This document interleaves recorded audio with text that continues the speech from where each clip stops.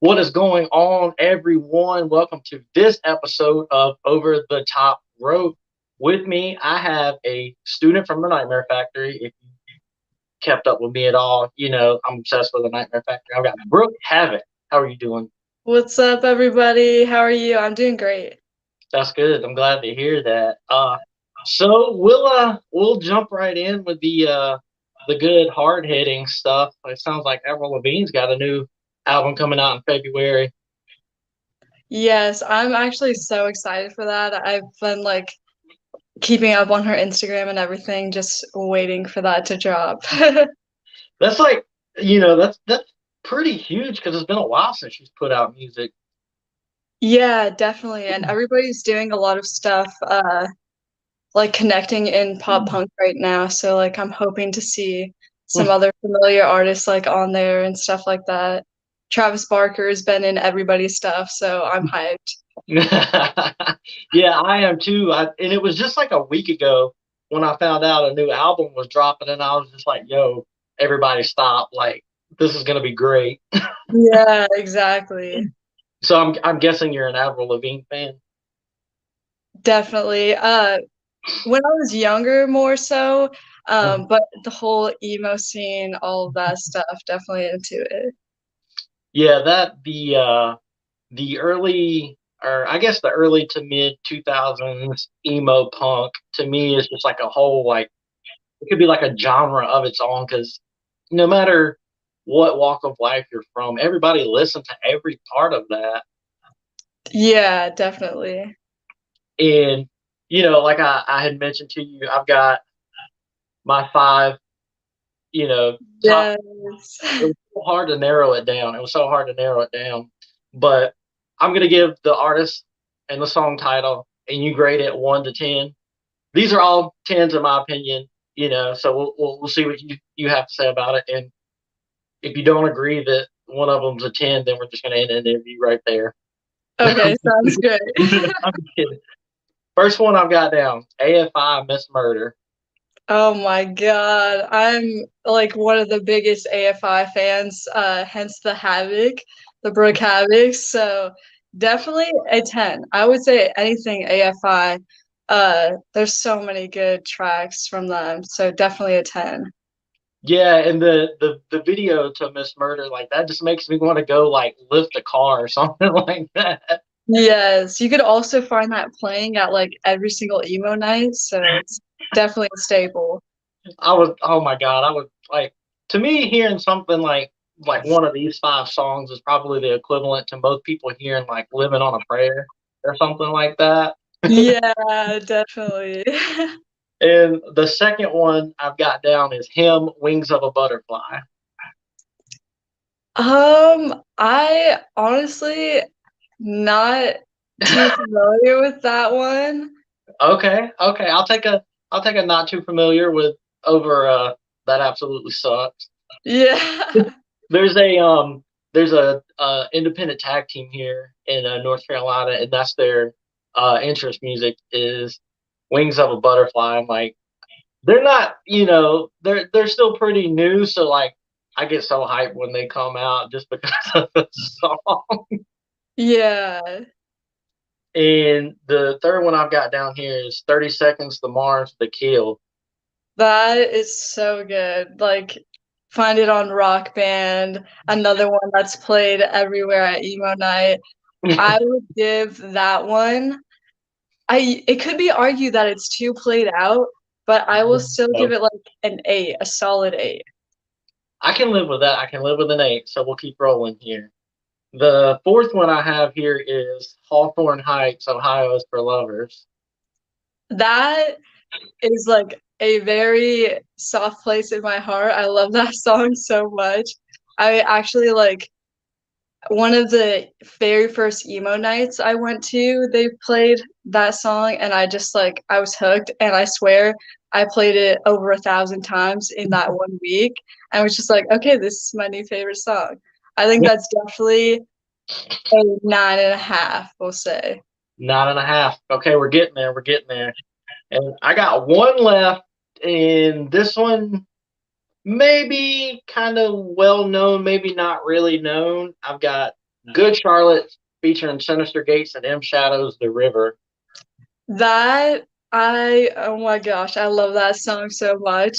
And that like featuring those two from Avenged Sevenfold, just one of my favorite bands. Uh the very first logo I came out with is a little spin-off of one of Avenged Sevenfold's logos. So definitely a huge Avenged Sevenfold fan. I would definitely give that a 10 out of 10, no Yeah, doubt. yes, we got a 10. We got a 10. And, it was, wow, they would be the first to comment. Wrestle House, you guys are liars. I am emo through and through. If she gave The River a 10, I'm going to go with she's emo. And, I mean, it's And a Twitter header, so it has to be true. yeah, definitely. That music video also so dope, featuring Jeffree Star, a little snippet of him in there. Yeah, yeah. And Iconic. everything about that song, from the instruments to the melody to the riffs to the lyrics and the video, how they're like changing in and out, with each other, kind of a morphin transition kind of thing. It's just like, how do you not like listen to that and just go to a different headspace and be in a different world? Yeah, I've always said M Shadow has like such a unique voice that like you don't really hear from other bands. It's just like the raspiness to his voice and everything. I've just like loved it since I have like heard all of their music. Yeah, I agree with you 100%. I've said before that if M Shadows and Ivan Moody were singing in a group of 5,000 people, you'd be able to pick both of them out of like Yeah, all the people. definitely. Yeah. Are you a fan of Five Finger Death Punch? Because I know a lot of people are very 50-50 on them. I've only listened to like a couple of their songs. I'm not like I never really like it wasn't that like hard hitting for me to make me like go through all the albums, pick my favorite songs or anything like that. I got you. Yeah. I think that's a pretty good consensus with them. A lot of people know like a couple of their covers, but that's really about as far as it goes. Yeah. I could definitely talk about like the early 2000s, mid 2000s emo punk for like the next like 4 days. Same. I love And that that's a little piece that in all of the podcast interviews that I have, we get to talk about music. It's great. I love it. yeah, and that's one thing that I think that brings everybody together is music, no matter, like I was saying, what you walk of life you're from, race, gender, anything like that. Everybody relates to music. Yeah, that's so true. With with the Nightmare Factory, we'll transition to that. I know you get asked about it a lot, and I guess you could say it's common knowledge that Cody and QT are coaches, and then you have the like special coaches that'll come in, and I think one secret weapon the Nightmare Factory has that most people may not know about is Coach Luke. Yeah, definitely. He for my specific camp, he wasn't training that much. We had a lot of Cody and QT for our camp because they were less busy, COVID times and all of that. Mm. But definitely a couple times we did have Luke, and then heading into the advanced class, uh, he was like one of the head trainers for that. So definitely has helped a lot with a lot of us. Yeah, and it's like obviously the big names with Cody and QT get thrown out there, and I met Luke at a Nightmare Factory live show when they were here, and he's just like such like an awesome individual. Yeah, he definitely is super down to earth and everything like that. The and I know you get asked about TV time being on AEW Dark and facing Britt Baker. I know that question comes up a lot. How did you feel? And how did you feel afterwards? That's what I want to know. Where you're like, oh God, thank God that's over. Like, you know, After everything was just like so surreal to me. Like I went back and like talked to Cody and stuff and was just like sitting in his office and it was just like man, did this really just happen? Like my first singles match with Britt Baker, AEW Dark. It was just so crazy for me. Like it was definitely a moment where like I was just like choked up and I was like, man, I could not be more grateful for like an opportunity that great in such an early point in my career. Yeah, I think that just, that says a lot about, how they get you guys trained up so fast and so quick, but also in a way that you guys can respond to it to be ready, after you've got your training, you graduated and you can do, TV time and stuff like that. Yeah, I would definitely say Nightmare Factory is like one of the best in the US for training the beginners camp. Like you just learn so much in such a small amount of time and it completely gets you ready for promos, matches, everything in between. And yeah, you just have like some of the best people there to train you. Yeah, and then you have to, put up with people like Grillo and Hunter and stuff like that. So Yeah, just bullies. Bullies 24/7. There was not a point in my camp where I was not bullied by those two. oh, oh, And man. Hayden Backlund, can't start with that guy. Cannot start with him. The big payoff at the end of the camp was getting to hit him with the acid drop. It made everything worth it. I was like, all right, you can bully me all you want, but here you go. That's so great. I love that. And of course, we got some fan question here. Who's your favorite member of Wrestle House and why is it TSF? My favorite member of Wrestle House is definitely Cat Spencer. It's been Cat Spencer, but we have an addition, Trip Jordy. So I'd be lying if I said Trip Jordy wasn't my favorite. I was gonna bring that up because I know you've been on the Wrestle House blog a couple of times, and they've got some living arrangements or some Wrestle House draft going on, and they drafted Trip Jordy, and I love all of those guys. Yeah, they stole my best friend, so I'm upset with them right now. And yours and Jordy's like TikToks and stuff are like second to none. I appreciate that. We just really like to embarrass ourselves on TikTok and just have fun, you know. I will say though, my favorite TikTok so far is the one you just posted the other day, where you were just video chatting everybody. I was like, yo, I don't have time for this. I've got to go. Yeah, that honestly, I don't know why, but I've never had more anxiety calling people in my life because I was just like, I don't know if these people are actually busy, how they're gonna react to this, if they're gonna be upset. But everybody's reactions were like so funny. Big hype in the chat. Yeah, Jim Jordan. Ah. I don't. I mean, I just see like videos and pictures and stuff, but I think that dude's like smiling and like popping in his sleep. Like, I don't think it's possible for Trip to be in a bad mood. I lived with Trip for over a year, and I could not tell you a single time where I saw him like actually upset. He's just happy all the time. And it's like infectious. Our whole entire house just was like every time we were hanging out with Trip, just happy, you know? Yeah, and that's so awesome to me because mental health is such like a big, big thing nowadays, and we get so caught up in you know I guess like everything around us, and it's just so easy to get bummed out. So to have someone like Trip around, I can only imagine is just like like a blessing in a way. Yeah, definitely. Definitely a real positive attitude to have around. So Wrestle House is lucky with that draft pick. Wrestle House is lucky. I would agree with that, and to kind of piggyback off of what you're saying about Kat and everything, she was actually your tag partner in the Nightmare Factory showcase. Yeah, definitely have so much love for Kat throughout the whole camp. She was like my workout partner. We were there every single day together, the whole deal. So definitely hope that we could tag again down the line when I'm better and not keep getting injured.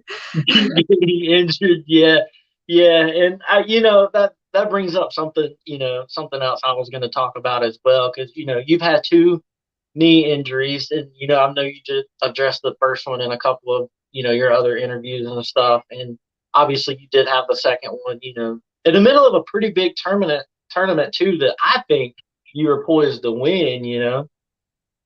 Yeah, it was definitely rough. It was a tournament that I had gone to a lot as like when I was younger and stuff, so definitely hurt to get that all taken away. Yeah, And just like all the other stuff I had planned too. It was rough, but all you could do is like do the best with the cards that you're dealt. So I'm already back in PT, like doing everything I can to get back. yeah, I can't even imagine relying on your body to do something you love, and then the next thing you know, not only for the first time but the second time, it's like, damn, like come Yeah, on now, yeah, and like, oh, along with the mental health, I can only imagine the toll it took on your mind the first time, but the second time, what have you done to just kind of stay positive and just like, I'm gonna get through this? it's definitely been rough since it's the second time it's happened, but definitely having all the love and support from everybody online, everybody at the Nightmare Factory, um, like all my friends and family. It's definitely been like a lot of help. Seeing the outpour of love and support from everybody online too was so wild to me. I was not expecting that at all. So that has definitely helped. And honestly, like having, I know it sucks for both of us in this situation, but Trevor Outlaw has suffered Mhm. the same injury. So having somebody that's going through the same thing, um, that's like your friend, even though he says we are friends, going through the same thing has definitely been a lot of help. So thankful for all those people in my life. I can definitely, I don't want to say it's like, in a positive way, but you do have that person, that's going through the exact same thing with you, and you're not in it alone, and you have that person, you can be like, damn, like, does this hurt today? Because like it hurts me today. You know what I'm saying? Yeah. And we actually had surgery like a couple days apart. So we're literally like going through everything and on the same timeline and everything, which is pretty crazy. Yeah, that is, it. Or I don't know where he lives. You guys have like the same doctor or anything, or just? What was it? Oh no, he's in Chicago. I had my surgery Oh, in okay. Georgia. I got you. And yeah, I can't even imagine. Like when I saw like the video, I guess it's like a day or two after, I was like devastated for you, I was like, come on, not Brooke, not again. Yeah, definitely a rough one. But having like, I know there's like a lot of other people with similar injuries and stuff like that. And just like, not everybody has the same love and support. So I can't, can't dwell on it too much because I do have a lot of people out there helping me and stuff. So Yeah, you definitely, just from what I've seen on social media, with the guys from Wrestle House and Cat and everyone, you've got a huge support system. yeah, it's so crazy. I can never like express how grateful I am for literally all of them. It's crazy.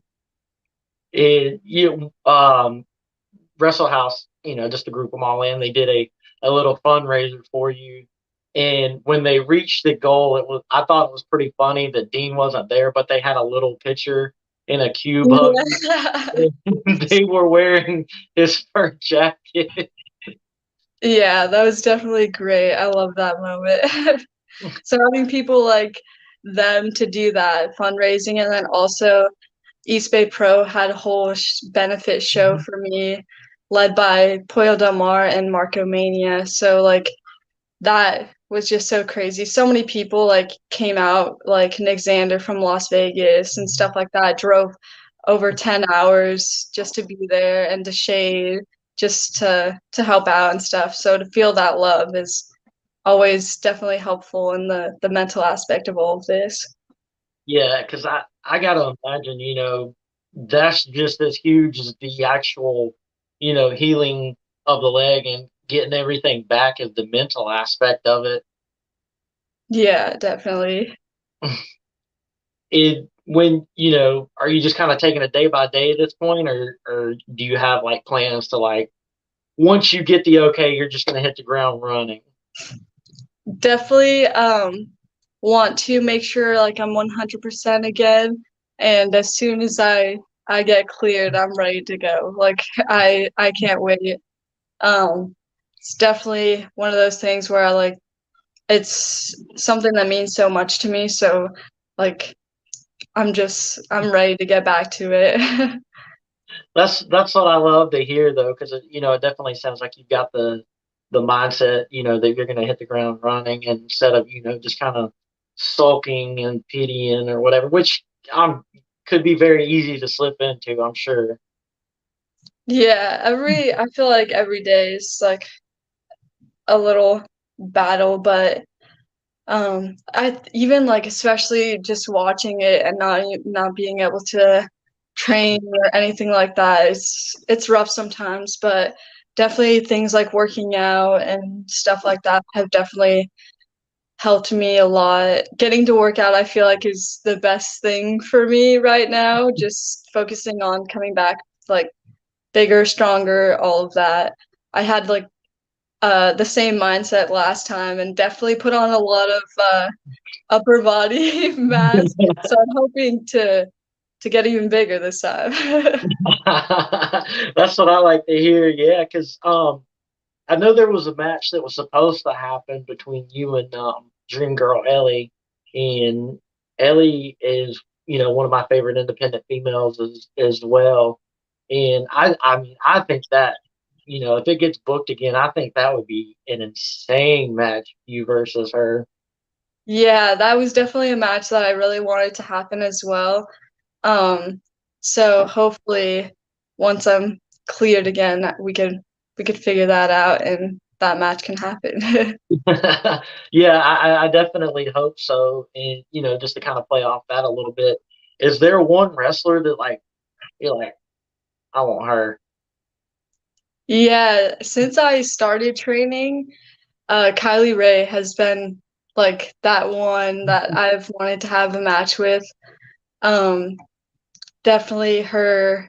And then like people like Kylan King and Maddie Rankowski, Shazza McKenzie, all those girls. I want to be able to wrestle them.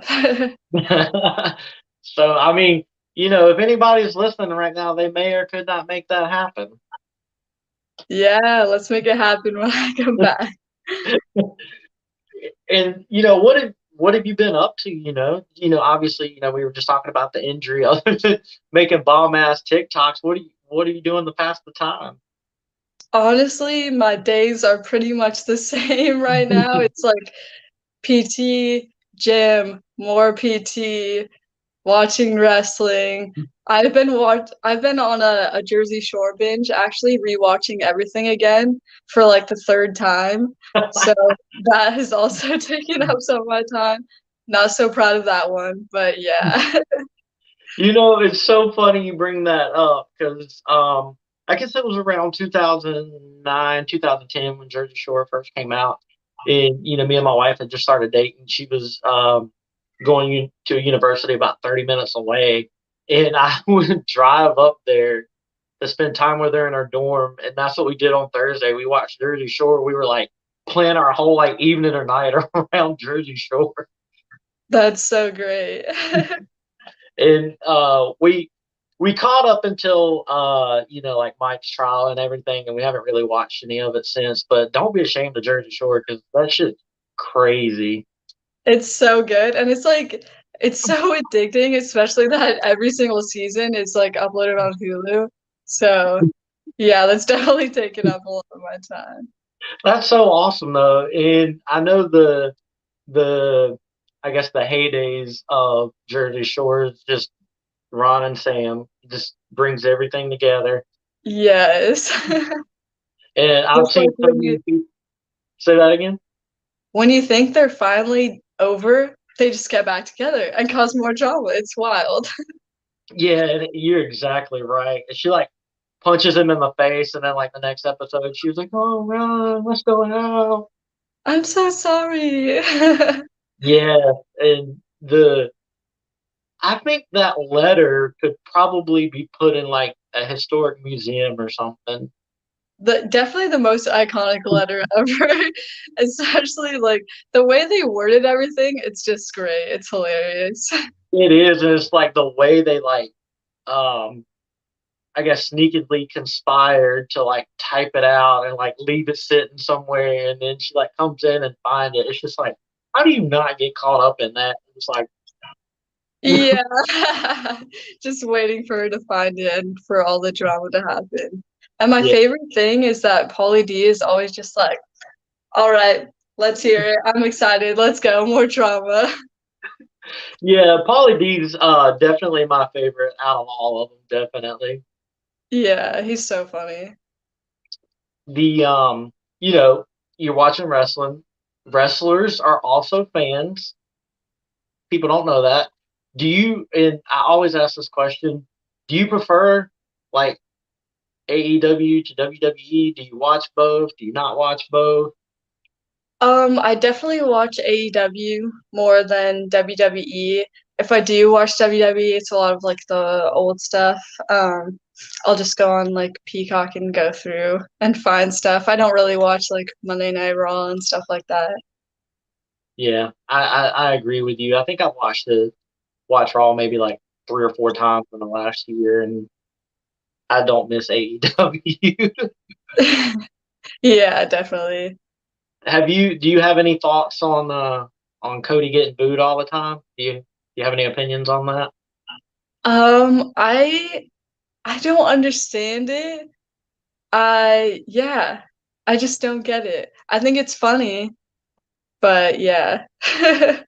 I'm right there with you. I'm on pace with you. Like I don't get it. Like I think like two people boo and then like 5 or 6 other people like, oh, I'm just gonna boo because they're Just booing. jump in. Yeah. And it's like, they want him to turn heel, and if you really, sit there and analyze everything, he's done some stuff over the last like 3 or 4 months that could probably point to him being a heel, but certain fans want him to like come out and like deck Arn Anderson or something like that.